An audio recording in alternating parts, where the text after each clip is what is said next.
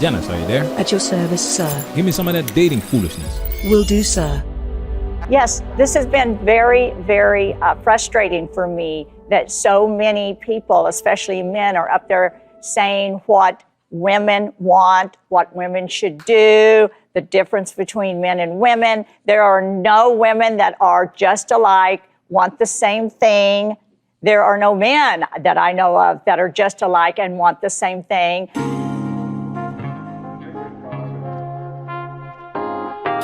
Dr. Phil's wife says no expert knows what attracts a woman. How mainstream media covers the truth. Welcome to Managed for Highlights Daily. First off, I saw the title of this video. Robin McGraw speaks out on Andrew Tate and toxic masculinity. And when I watched the video, Andrew Tate and toxic masculinity are not specifically addressed in this video. So I did some more digging and figured out they did a show about Andrew Tate's influence on teenage boys. Now we all know mainstream media is not gonna allow the truth to be told. So pay attention how Dr. Phil avoids the responsibility of answering or acknowledging the validity of Marilyn York's point. I can tell you, Dr. Phil, I watch people get divorced for a living. Do you think I see any men in my office that say she became too independent, Marilyn? I need to leave her because she's making too much damn money. Not one time has a man said that in my office. They get divorced because they lose connection, because people don't put an effort into making one another happy and stay connected, and it's both of them. Robin, what do you think about this? This is Marilyn York. She's a divorce attorney and specializes in men's rights. She has a popular TED Talk where she explains some of the issues men run into when it comes to divorce. She makes a legitimate argument here, and Dr. Phil asks his wife, Robin, what do you think about this? This is strategically done to shift the focus away from himself and to undermine the importance of the point made by Marilyn York. Because men are intimidated by strong and independent women, right? She just said that's not the case. So Dr. Phil turns to his wife, Robin, to serve the audience that feel-good Kool-Aid. And by the way, Rollo Tomasi is also on that show. And we're gonna make a separate video about that. Now it's time for us to get into this and do what we gotta do.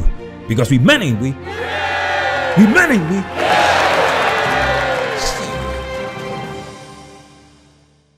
Yes, this has been very, very frustrating for me that so many people, especially men, are up there saying what women want, what women should do, the difference between men and women. There are no women that are just alike, want the same thing. There are no men that I know of that are just alike and want the same thing. I don't believe anyone, there's not any expert, maybe Philip, but I don't believe there are any experts that really truly know what attracts a woman, what kind of man attracts a woman, or what women really want, because we're all different. We're all different. We know what we want. And no one's gonna tell me what I want and why I want it. So there are no experts to tell any of us women, and women, raise your hand if you really think, or if there's ever been a man who can really describe what you want in your life and who you are inside. Raise your hand if there is a man. No, there's not a man or really a woman that can truly describe what a woman really wants for herself in her life, whether a man or just for herself for the rest of her life, and what makes her complete. There's no such thing. This is how the mainstream media discredits everything these experts are saying that goes against their narrative.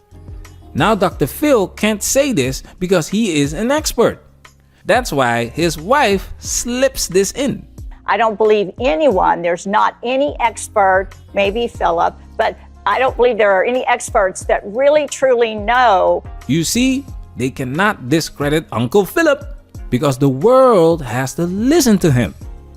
Robin is serving women that feel good Kool-Aid, and she's burning their britches at the same time. Here is why. Janice. Experts use data to substantiate the biological distinctions between men and women. Generalizing differences found in studies is a common practice in many fields of research.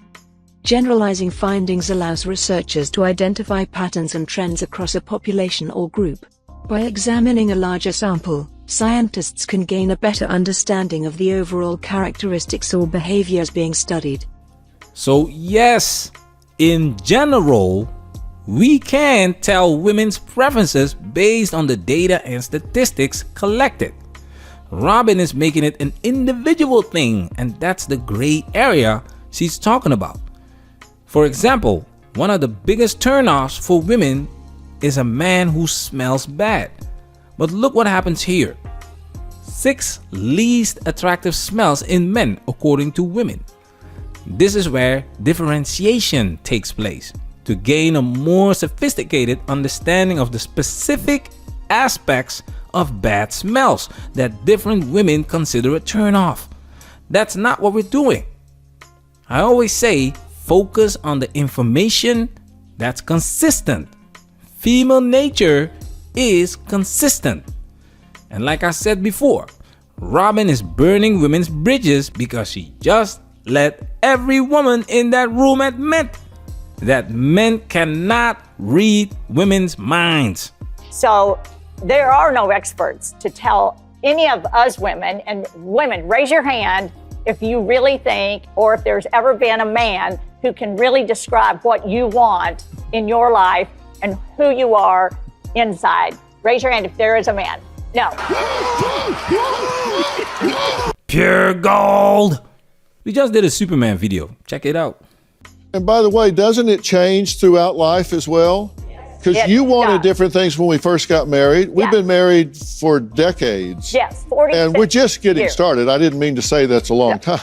I know. No, we are just getting started. But let me tell you this. When I met Philip, yes, he was a big man. He's played football. He's always been very muscular. He filled up the room when I walked in the room. I did notice that. But you know what attracted me to him, what I fell in love with, was his tenderness, his kindness, the fact that he was so sweet and made me feel safe. No. We're not letting you off the hook, Mrs. Robin. She first noticed Dr. Phil was tall and muscular. Dr. Phil earned a football scholarship. He was definitely not considered one of those dorks in school. And Robin is not Dr. Phil's first wife, by the way. He's been married before. And what you need to understand is that 1976 is not 2023. Dr. Phil was 20 years old when he married for the first time. Robin was 22 years old when she married Dr. Phil. Look at this graph that shows the trend of marriage age over the years. It clearly shows a steady increase in the average age at which people get married. Do you think this is a coincidence? Do you think women want to get married at the age of 22 in 2023? Have you heard of hookup culture? Do you know women are responsible for that? All I'm offering is the truth. And it never ended. He was so consistent. So it's something different for every woman. And then when we became parents, it was a job that we knew would last for the rest of our lives. And it was full-time every day. Every day we checked on our boys. Every night we went upstairs. We sat with them. We checked what they were doing. What were they reading? What were they looking at on the internet? Every day. And still, to this day, they're both married. They're grown. They have 2 children each. And we still parent them every day. We're still involved in their lives. So we were committed parents. We're committed to each other. And that's what makes us happy and successful. That's very cute and all, but the foundation remains the same. Robin didn't marry a bum. Look at this graph. When Robin married Dr. Phil in 1976, the marriage rate was still pretty high. That's what people did in those days, and that's what we're telling you guys. Times have changed. You cannot have an old school mindset, a traditional mindset when it comes to women in 2023. And men are waking up. Bridal shops are closing down. It's not a coincidence. I can tell you, Robin is a very successful woman. She doesn't need me for a damn thing. She's entrepreneurial. She's what? I want you. Yeah, thank you. So you're superfluous then. What's that? So you're superfluous then. How does that make me superfluous? You just said that she gets along fine without you. How does that make me superfluous? Like I said before, we're gonna make a separate video about the superfluous argument. Manosphere, we working. Protect yourself at all times. This video has officially been highlighted.